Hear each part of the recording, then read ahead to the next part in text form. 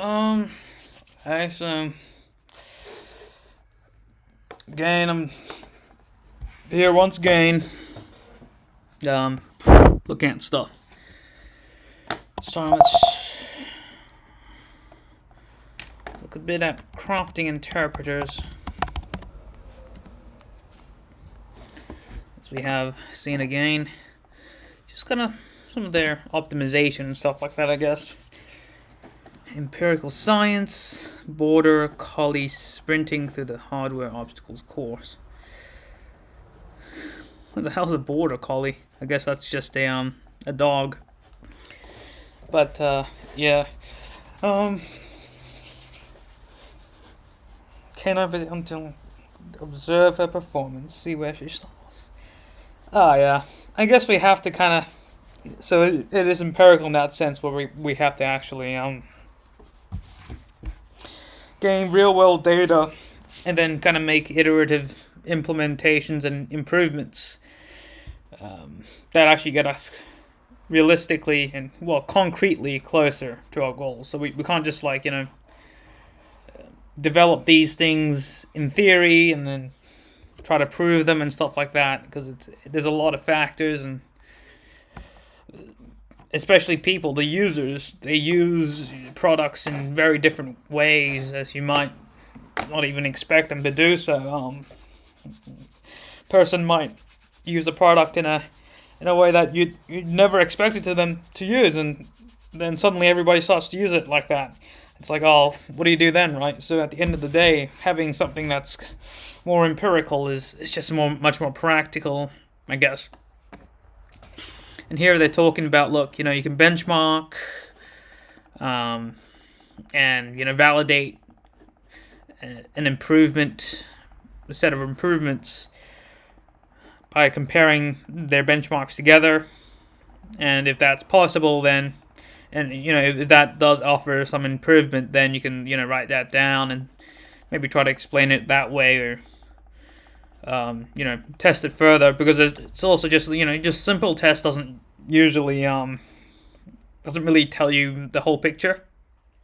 It's not too bad, but there could be a billion factors at play, and I guess really the next step after benchmarks is really having the user base tested out and giving their opinions and feedback, and really just kind of getting a lot of that data from users on how they actually use your product.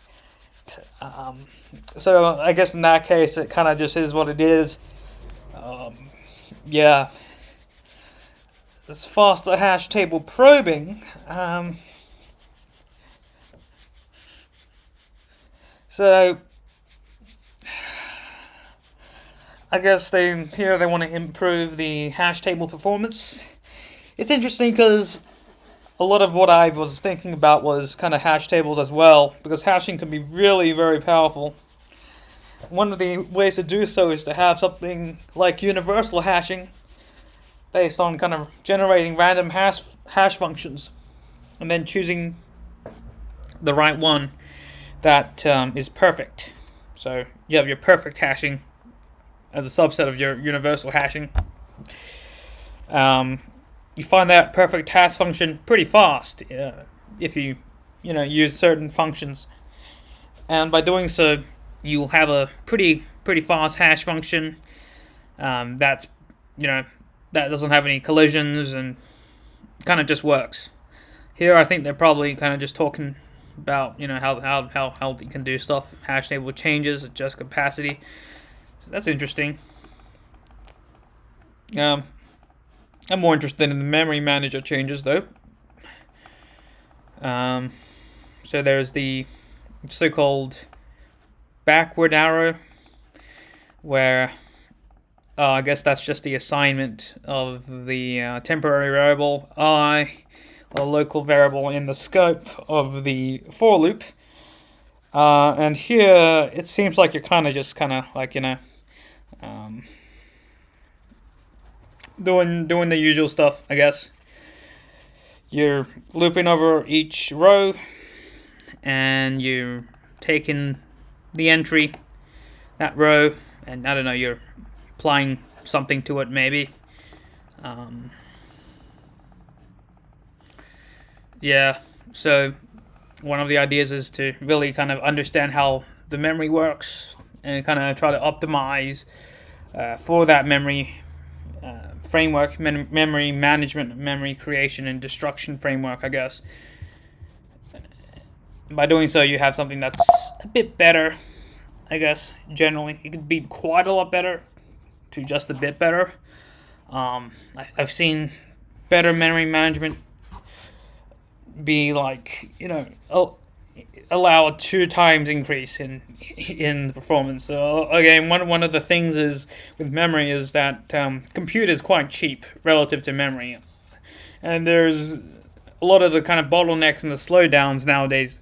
A lot of it can be attributed to um, just not having enough memory bandwidth, or having quite a bit of a messy kind of memory framework where you're transferring memory from one area to another all the time. So you're incurring all this latency while you're waiting for the memory to transfer.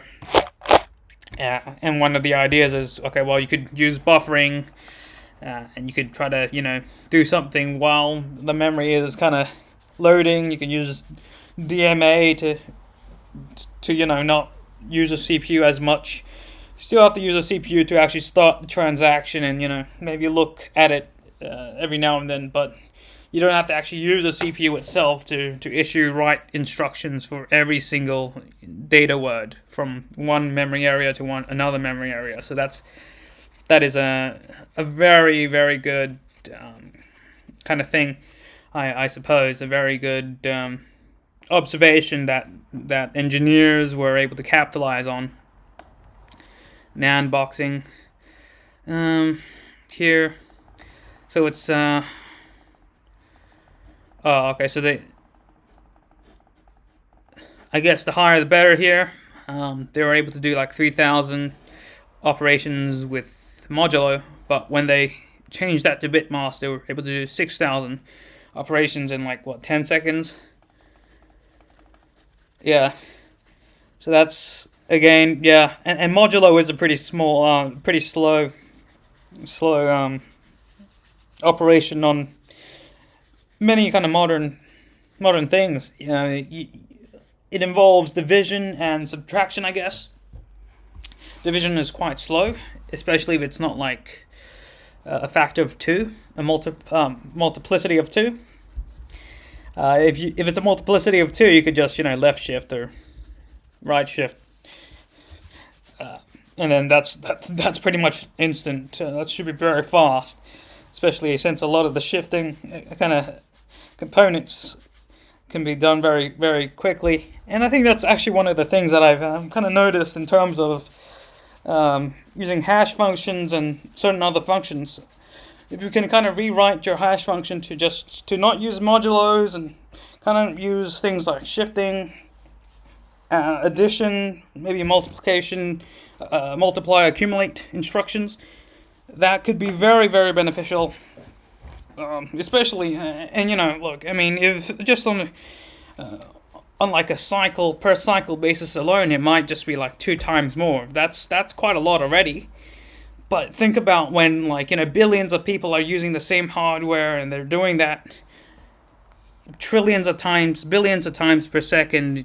That's going to stack up. That's if you ask me how you can solve climate change, or how to solve the world's problems, how to give more computing power in a more truthful way, a more kind of practical way, this is kind of one of the best ways to do it, I'd say. The best ways to do it.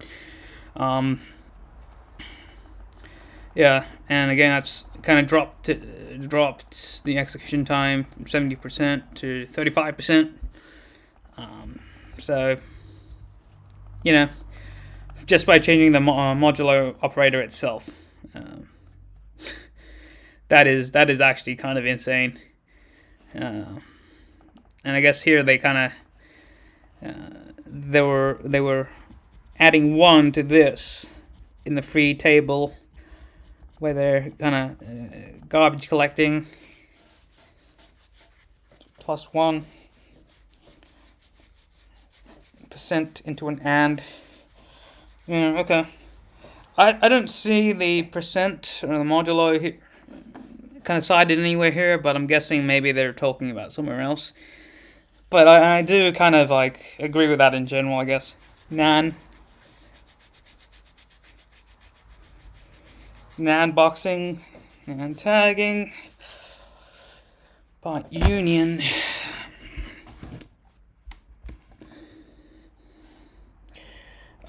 So here I guess they're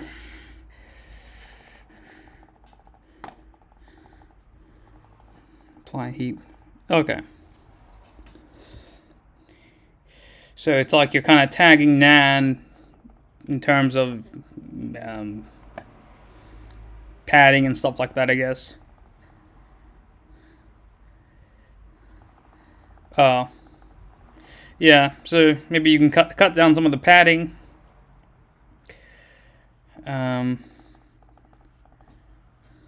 Enough additional there.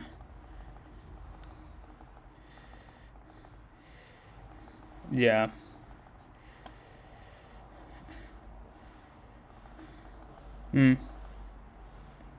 So this kind of talks about numbers and stuff like that, and floats.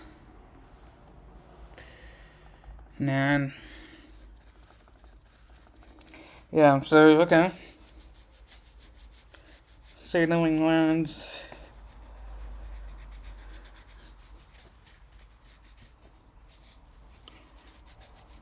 Yeah, okay. I guess that's fair enough. And one of the things is, I guess a lot of this is kind of historical baggage on how, you know, hardware was designed with all the restrictions in terms of the compute power and the memory limits. Memory limits are a very big one. I mean, it forced a lot of people to kind of do things like have RAM banking. You know, in the Game Boy they had like two banks of RAM, and there was switch between them to kind of simulate 16-bit memory. But and the CPU technically had like 16-bit memory, but I'm pretty sure the ALU was only able to do like 8 bits. So it was still like an 8-bit processor for the most part. You know, even the sound is I think 8 bits and stuff like that. But you could store more data in. So again, it's a lot of this stuff, I guess, is kind of just historical baggage that if you're going to design a processor from modern principles, you probably don't need to reinvent the wheel there. Yeah, but I guess it kind of makes sense. Additional support.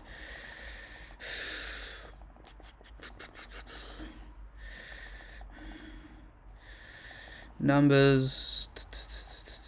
Yeah, okay. I think that's fair enough. I was actually thinking a bit more. I wanted to look a bit at the Intel Arc GPU a bit more. Intel Arc. Just some of the things, some of the images that they show you. It's actually kind of cool.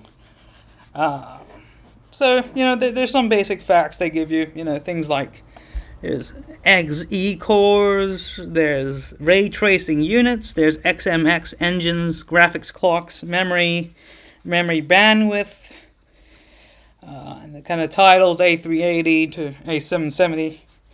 I think they were actually pretty decent too.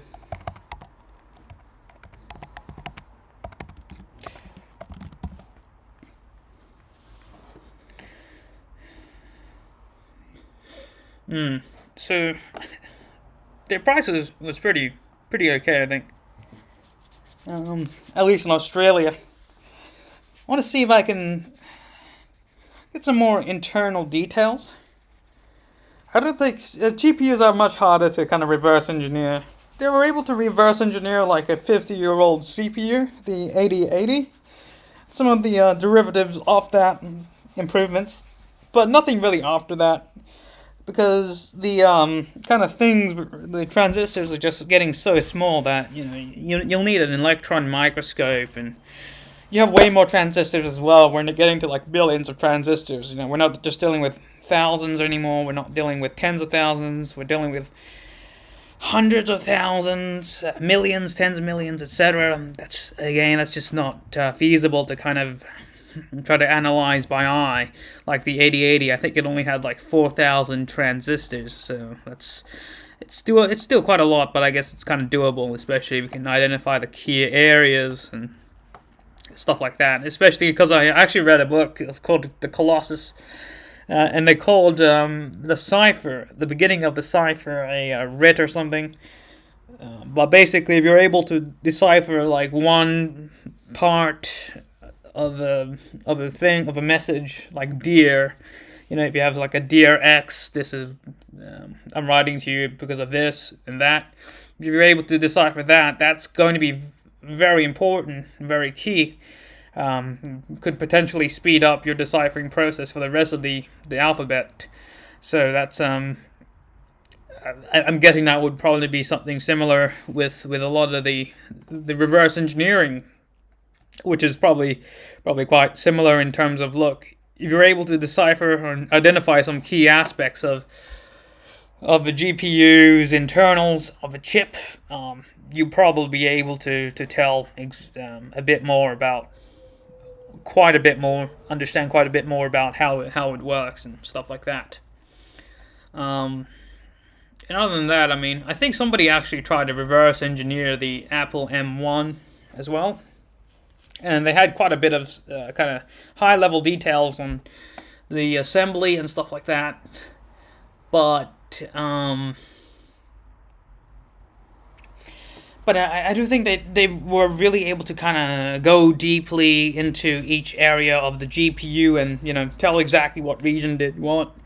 That's going to be much harder because I guess we're like 3 nanometers now. It's you're going to need an electron microscope, probably a scanning scanning electron microscope to even like resolve the kind of low level features properly. But yeah,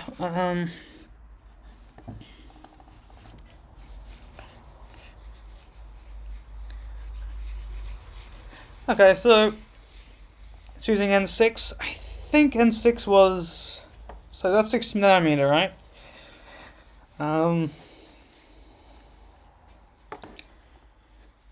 Yeah. Origin error. I think TSMC is actually starting to kind of slow down a bit. The last few years, I thought they were quite ahead of the curve, but I think Intel has catched up somewhat. Although I would even say that they've never really fell behind that much, really. It's just AMD is just very good at marketing and pricing their products. And it's not like the drivers for their GPUs are also pretty bad too. I mean, I've used an AMD RX 580 and I kept getting like black screens and all this kind of crap from my, on Windows especially. I think even on Linux as well. So maybe it was something to do with my power supply. But I mean, I'm pretty sure I had a pretty good power supply as well. It was like 550 watts. It should be enough to handle a 6-core Ryzen and an RX 580. So I actually don't know what the hell was going on there. But yeah, I mean, looks pretty good, I guess.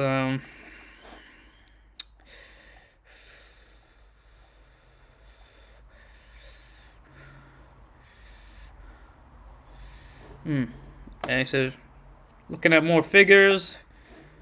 Oh, yeah, and another thing I heard about the ARC was that there's some new drivers actually led to some pretty insane performance improvements. So that actually tells me the card itself is probably quite a bit better than what it shows, at least at first, because with some software improvements, you get such high, boost in performance. And I think that's going to be true for a lot of the consoles as well, as game developers are better able to leverage some of the features in ray tracing and, you know, the PS5's kind of compression engine, stuff like that.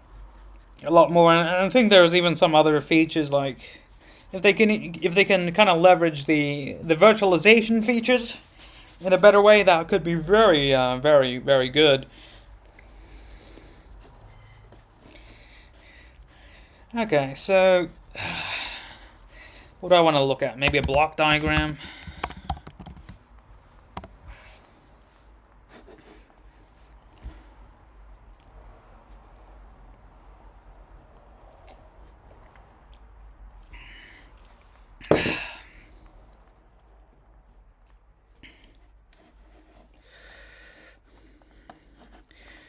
Okay, so the first diagram I see is a... Okay, so that's quite interesting. That's a bit different to what I would have expected from something like AMD or NVIDIA.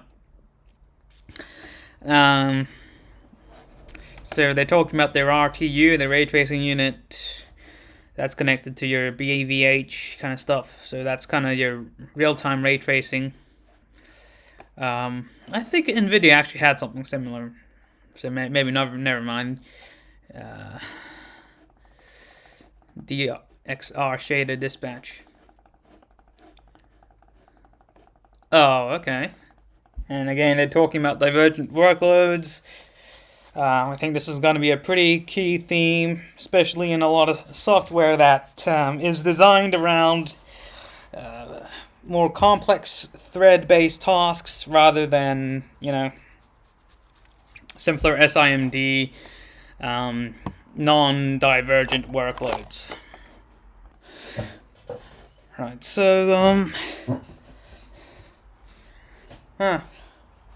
thread sorting unit. This is very... Huh? Isn't it working? What the hell? Fucking hell, dude. So that's the Xenon kind of...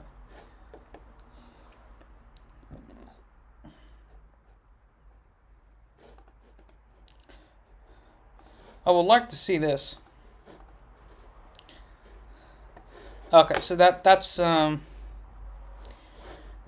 actually a pretty standard version, I guess. They have, you know, your Xe cores, or I guess your streaming multiprocessors or render slices they call it, and each one contains your kind of cores that probably contain FP32 units, load and store, decoders for your multimedia kind of stuff. So you don't have to use the CPU for that, I guess. It's pretty cool. Acceleration. Video scaler, I think that is. Alright. Let's see if we can download the PDF. Do I also have maybe Intel? GFX. Was it this? Oh wow, that's a lot of content. Gee. Dang. They have so many features. I guess Intel themselves develop the drivers to actually use these instructions anyway, so you don't have to really deal with it. Your logical and okay,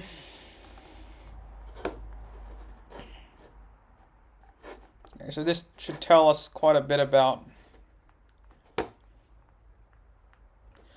Okay, so that's how they decided to kind of structure their so-called render slices. Render engine architecture is called the slice. Fixed function blocks. Mesh dispatch. Oh. Okay. Stencil processing, pixel dispatch, pixel backend. And again, the geometry kind of stuff with the tessellation shaders, they're kind of there to just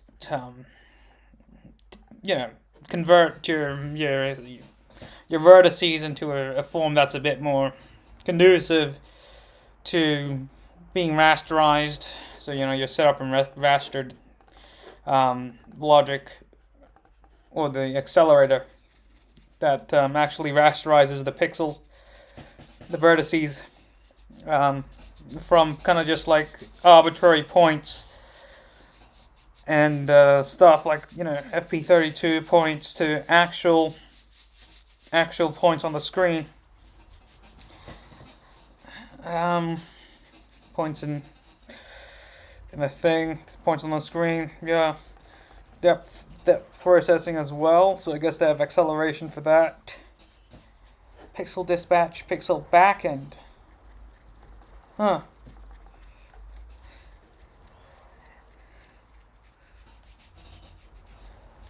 It's interesting how they, and again, it shows. I guess they kind of in a slice. I guess they would kind of have these in there, and it's modular enough where you can kind of just stack the slices together and have a memory fabric that connects. I guess this is essentially just a bus. That kind of is attached to each render slice or something like that, or maybe the dispatch. I'm not actually sure about the topology of it. I will say that I think it's probably. I think it is probably similar. It is probably like grid-like. And you have like some ways to tell each render slice how to do things from the dispatch.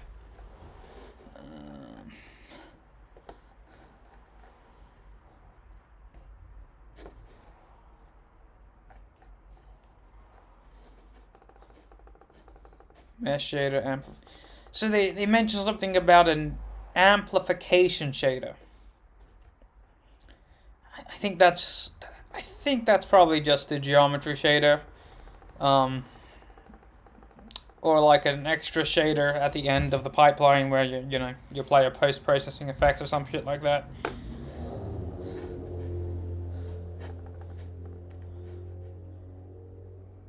But yeah, these are kind of the specs. It looks pretty good. I mean, 6 sub splices in your LP. That's kind of the number of your XVEs, FP32s, your main ones, I guess, in 32s into 8. So you could probably do N64, FP64 as well. You have to configure the cores to kind of do that. I'm not actually sure how. So I guess one of the things with the GPUs here, there's a lot of compute, and a lot of like pretty specialized IP in terms of. They mentioned things like pixel fill, backface culling. These could even be like accelerated as well. But looking at the diagram, it seems like they're mostly concerned with the geometry kind of shaders or assemblers, the rasterization, their kind of pixel backends. I actually don't know what a back end. I actually have no idea what they mean by that. Last stage of the rendering pipeline, color values, backed by the L2 cache.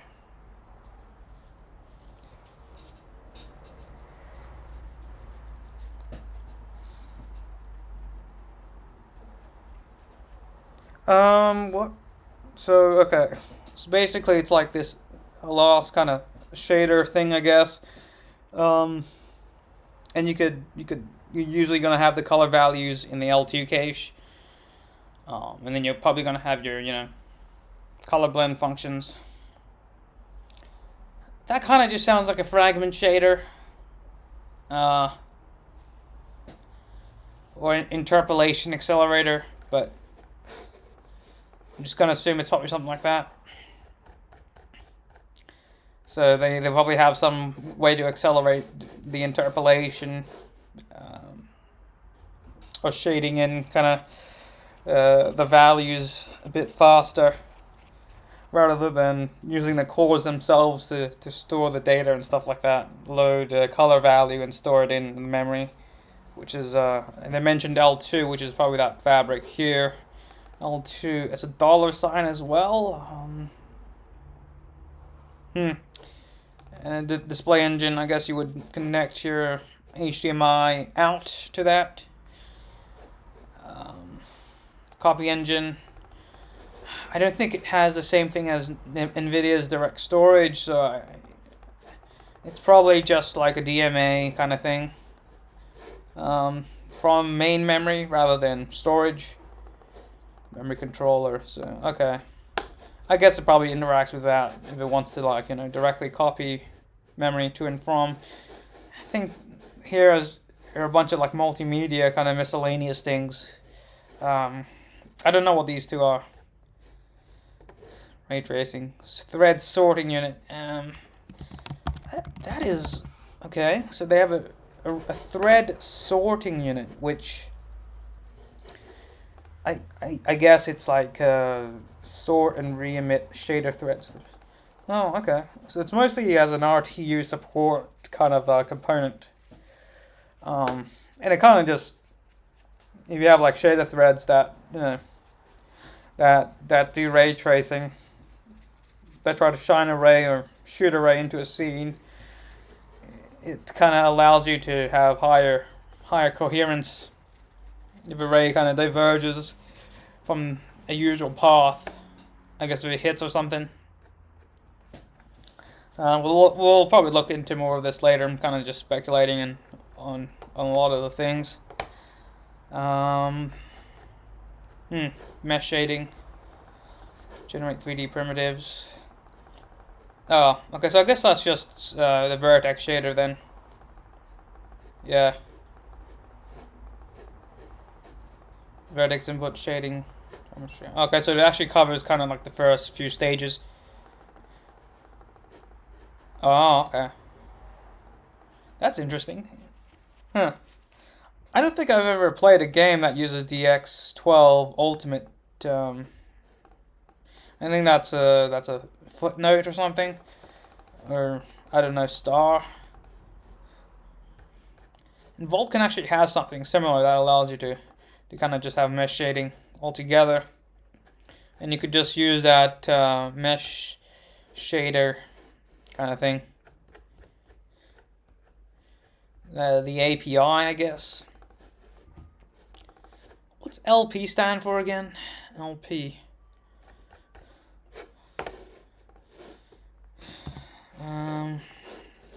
XELP.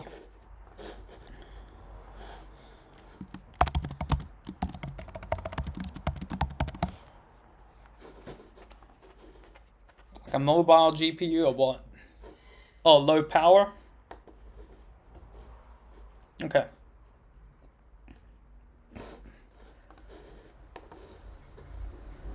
Does anyone even use that?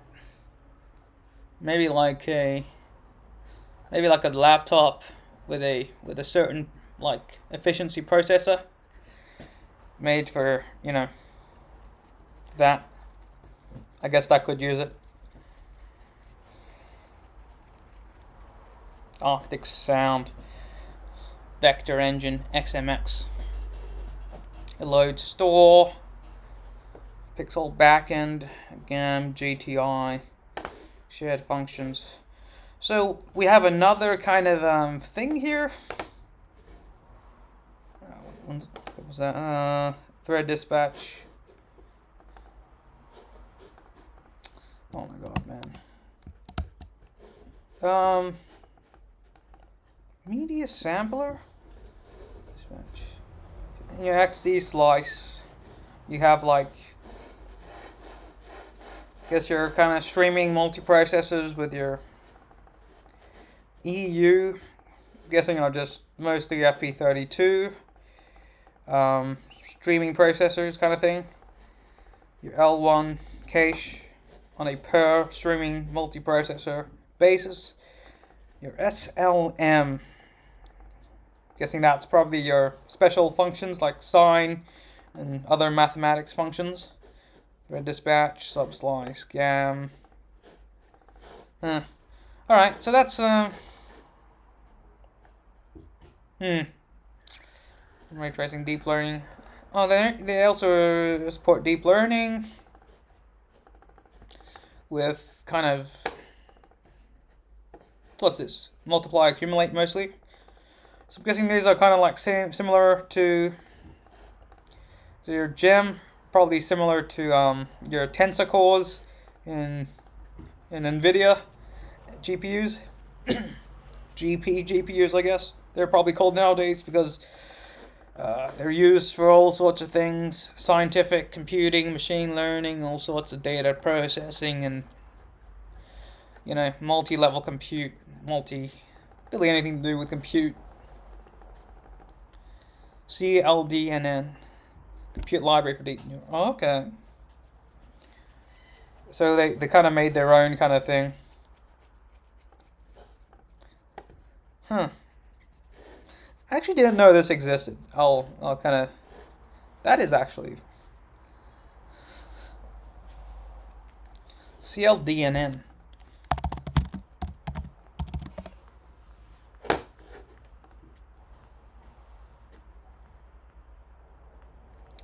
So they did archive this. Oh, okay.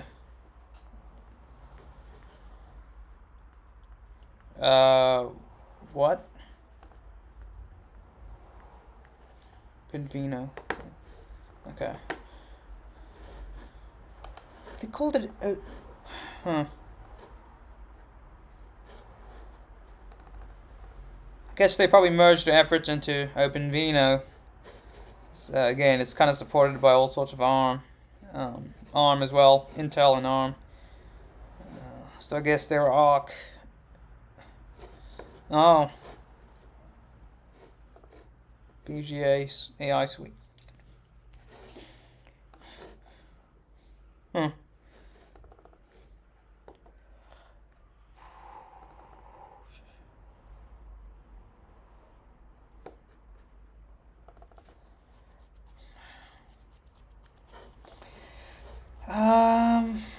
Okay. Super sampling as well, so that's kind of similar to the DLSS super sampling and the AMD's FSR, Fidelity Super Resolution. 4x increase in resolution to a sampler feedback. VLS is good too, I guess.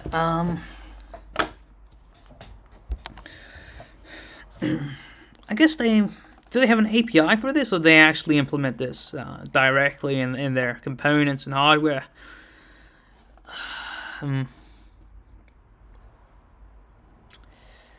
Yeah, HBM, high bandwidth memory.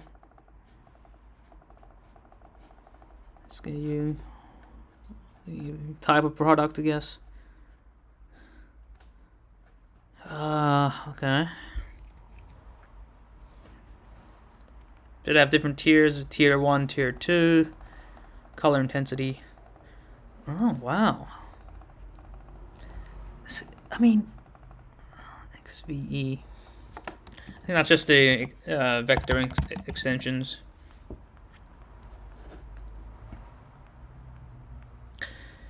Vector engines, I guess. XPG. High performance graphics. XE vector engines.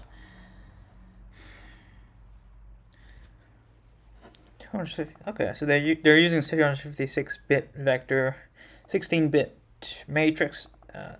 No, 1024-bit matrix engines. I'm guessing that's just 4x4. Divided by 4 is 256. Divided by 4 again.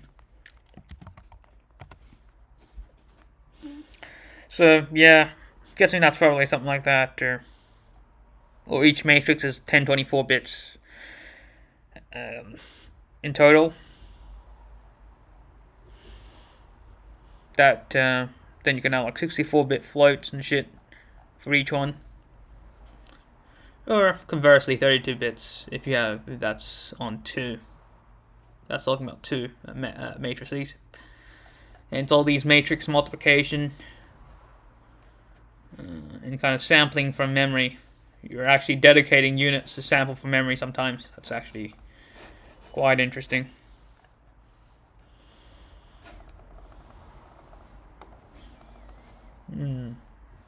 Okay. Optimizing and deploying. Okay, so if you use a model trained with like PyTorch or some shit, you can kind of have a toolkit to then optimize that model for your Intel Arc GPU. Just clone. I mean, I would like to know who's in charge of this. Dubai. Okay. Vino. Oh, so it is by Intel?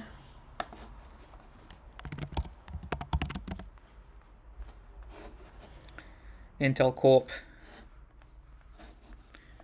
That has superseded the other one.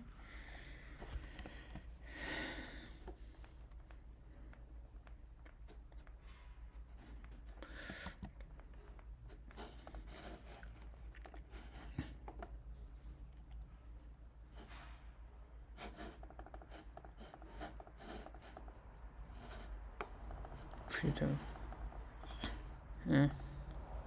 Fair.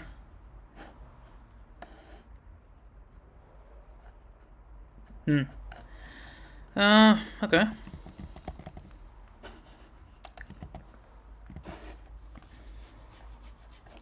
Do I want to look at anything more? I think we're pretty much fine with this. The EU part. I guess execution unit. Okay. Here you have your FP, integer, your register file, RAID control send branch unit, accumulator,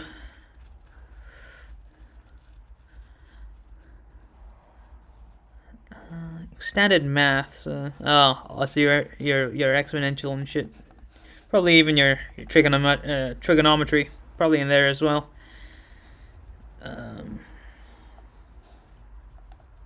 So you can branch to another EU. Is that what they're trying to say? Two XVs or EUs in lockstep. Oh, okay. And you have your XVE as well, sir. XVE contains your register file, your FP. So port 2 allows you to use the vector instructions, the SIMD crap, I guess. Your vec4, if you're using a vec4 of char, you want to multiply them two together and then add like a in32. Oh, okay. That's so it's like a systolic, right?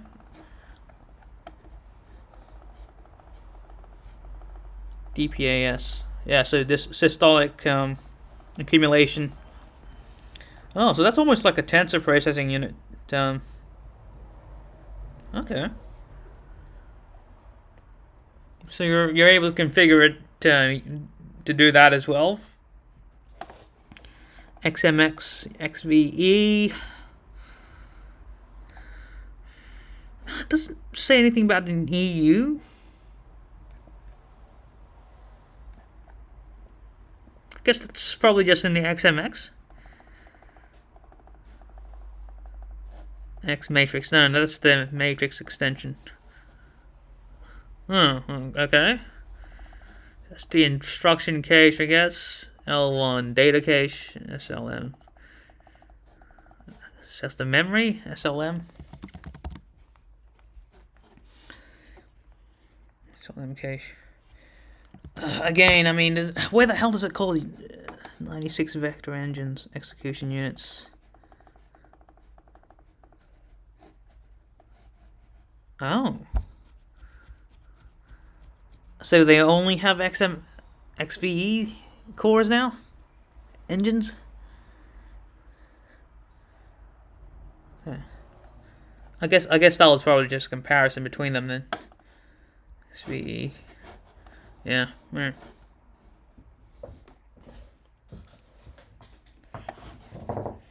Until that. Okay, so that's talking about the HPG. This is talking about LP. And here you have kind of the similar kind of thing, except that FP is like it's in its own area or something. Your extended kind of maths in int. I have no idea what that's really supposed to mean. Data locality, maybe? I don't know. But okay. Yeah, and I guess that's the kind of interface for systolic processing. Otherwise, you would just use the thread control to kind of, the dispatch, which I'm guessing there's a dispatch unit there to kind of, tell each XVE what to do. XMX though. See core. So the LP core, you have your EU arrays, data port samplers, SLM, GRF, EU, XVE arrays. So this is kind of the memory hierarchy, I guess. Fixed function pipeline again. So the geometry is fixed function.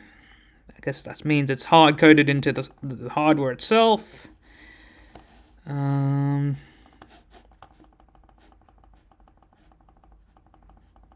Well, okay. This is kind of the mesh shader. Hall shader. Optional amplification shader. Yeah. So yeah, I mean, amplification shader was. Did they talk? I mean, what?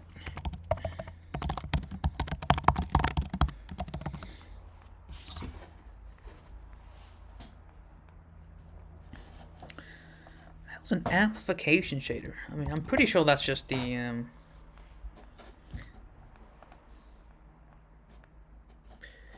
so it's a DX12 kind of thing, I guess. Oh, okay. So they're kind of like changing how it works, the pipeline works and shit. Scenarios and then always, for instance, culling. Oh, okay. Dispatch thread groups of mesh shaders. So the data from the parent shader does not return anything. The amplification shader.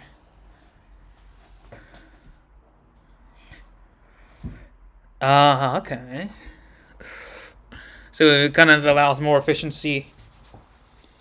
It allows you to kind of dispatch multiple batches, a batch of mesh shaders at one go. And then, you can also add extra kind of data in that amplification shader, which each mesh shader has access to. By doing so, it's probably more efficient. Well, it definitely sounds more efficient, I guess. Alright. I guess that's that. I think I'll look a bit at vector units, SIMD unit. What did an actual kind of, jeez, man. I think we'll just download this shit then. Huh? Did I not download it?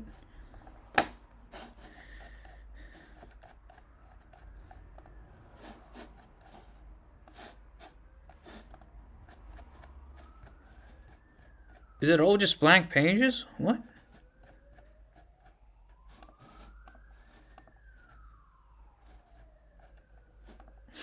Okay.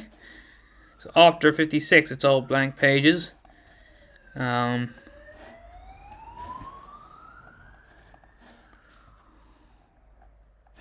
mm.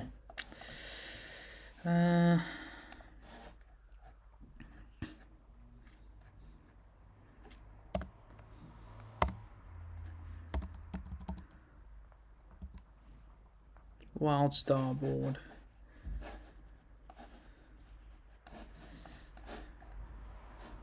Star 2.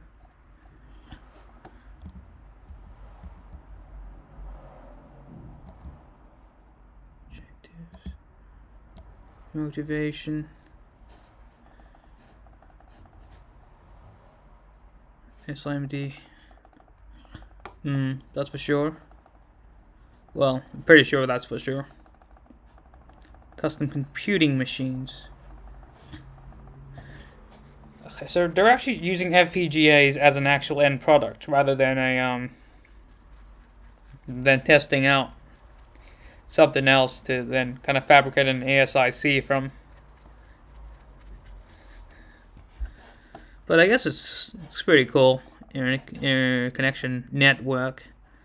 And I think even the Reduceron had something like that. SIMD.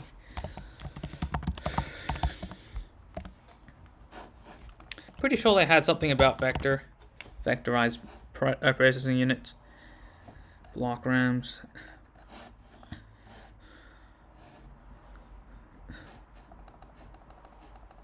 Okay. So this is kind of like the function. It's like a function that maps your kind of stuff to that. X maps to I, SA. Transition rules. Oh, that's just your transition rules, I guess. Maybe that's your combinators and stuff like that, I'm guessing. Or your other kind of support things. Operational semantics. Episode where binary small steps state transition. Triples. Heap. Node stack A is the address stack. Okay.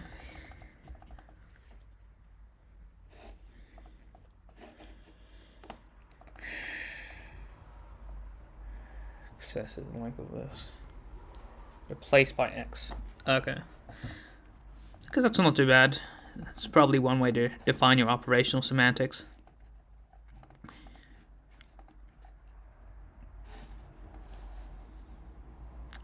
P takes primitive function. Add. Okay. So that's kind of like your very primitive kind of function application. So I mean, I don't think they really talk about it that much. I think the vector comes from the fact that there's just so many processing elements on the Reduceron on the FPGA, which kind of implies a vectorization.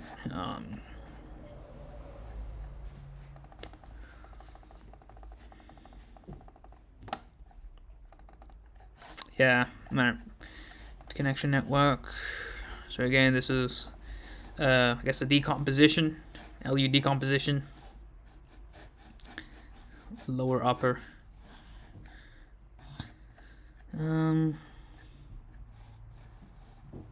51.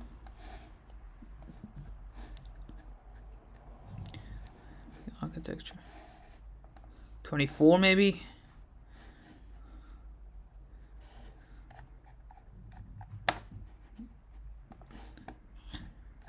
Oh, wait. It's 24 on these pages.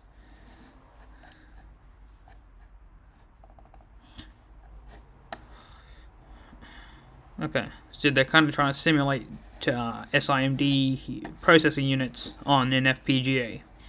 And you can see the SIMD machine is connected to the instruction memory the processing array, the controller, on-chip peripheral bus, soft-core OPB, LAD bus, PCI, clock generators, etc. So I mean, I guess that's.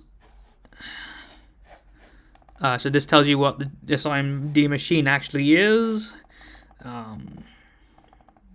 Processing elements 0 to 8. So that's, I guess, 9 elements.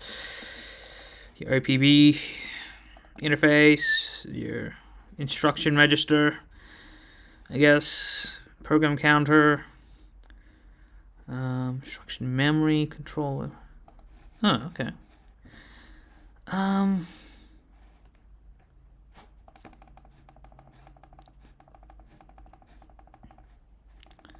3x3 message versus the illness.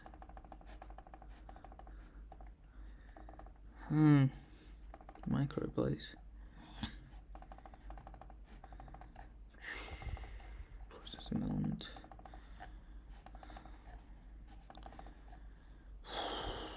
Okay. Dual port local. Yeah, I would love to simulate something like this. I guess I could just put that on an FPGA. I have a Xilinx RTS 750 that I could try out, or my Intel Altera Cyclone 5, or Cyclone 3, which is probably good enough to try something like this out too, maybe later. But this does seem pretty interesting, where you have your processing element is you have like 9 of these. Your function processing unit S1 S2. I guess that's a dual dispatch or something. E, N, and S. Okay. I don't really see where the vector comes in. Oh, the exponent. Okay, so for FP32, I guess your sine exponent in Mantissa, and each processing element is like an SIMD unit, I guess. I guess that could work. I mean, and you don't need to have like completely SIMD per se. You could have something more like SIMT-ish kind of thing, with each kind of processing element having more local kind of components. I